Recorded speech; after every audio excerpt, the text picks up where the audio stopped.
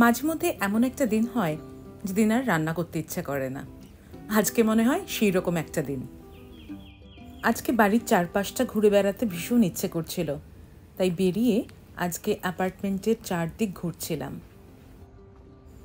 এখানে প্রচুর কাঠবিড়ালি আর Canadian Goodge দেখা যায়। অনেকগুলো কাঠবিড়ালি দেখছি লাফিয়ে ঝাঁপিয়ে ঘুরে বেড়াচ্ছে, আমিও ওদের পিছন পিছন চলছি। নেচার, গাছপালা, এইভাবে সবুজের মধ্যে থাকা আমার ভীষণ ভালো লাগে, তাই যখনই সময় পাই অ্যাপার্টমেন্টের চারপাশটা ঘুরে বেড়াই। আমার এই বারান্দায় আমি একটা জায়গায় একটু ড্রাই ফ্রুটস রেখেছি কাঠবিড়ালি আর পাখিদের জন্য।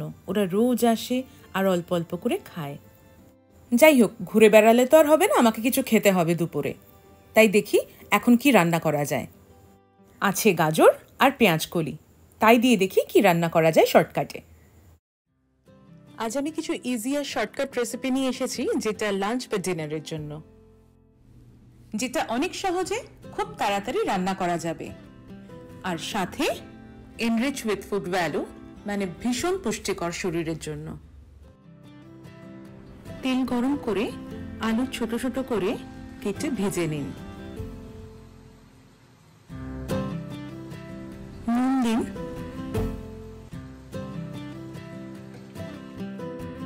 হলুদ দিন,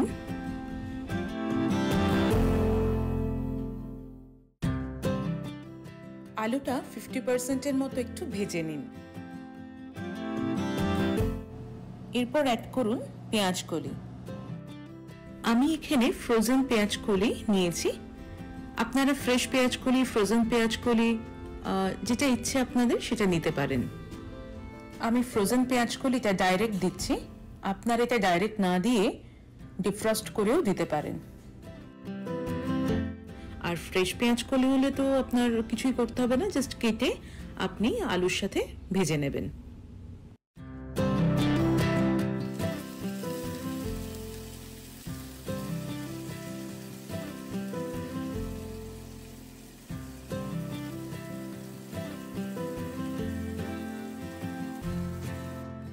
আমার আলু আর পেঁয়াজ কলি ভাজা হয়ে গেল।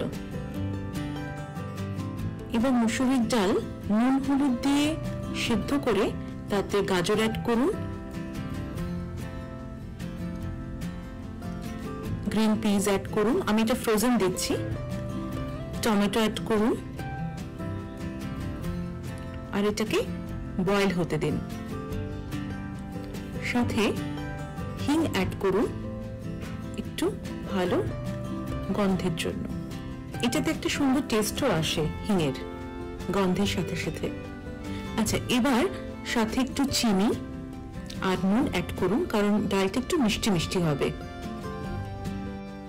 সব সবজি, হিং ভালো করে ফুটতে দিন আর সেদ্ধ হতে দিন।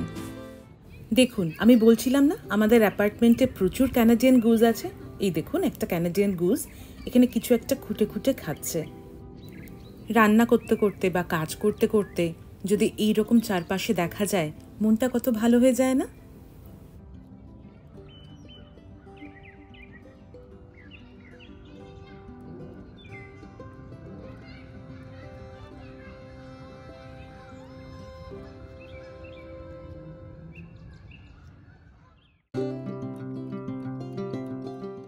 Back to cooking. দেখি আমার রান্নাটা কত দূর হলো। বাহ, ভালো সিদ্ধ হয়ে গেছে সবকিছু। ডাল, সবজি সব একসাথে সিদ্ধ হয়ে গেলে এরপর মাখনের কিউব বা ঘি দিয়ে নামিয়ে নিন।